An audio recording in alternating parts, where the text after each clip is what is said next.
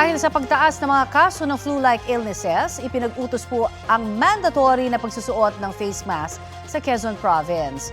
Ayon sa kanilang Provincial Health Office, ipatutupad po yan sa lahat ng indoor settings at outdoor areas kung saan hindi nasusunod ang physical distancing.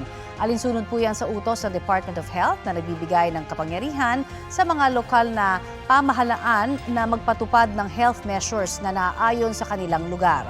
Ipinag-uutos na rin sa Camarines Norte State College ang mandatory na pagsusuot ng face mask ng mga estudyante at kanilang mga tauhan.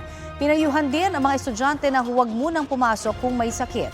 Tinakpong muli ng DOH na walang kakaiba o bagong virus o strain na kumakalat sa bansa.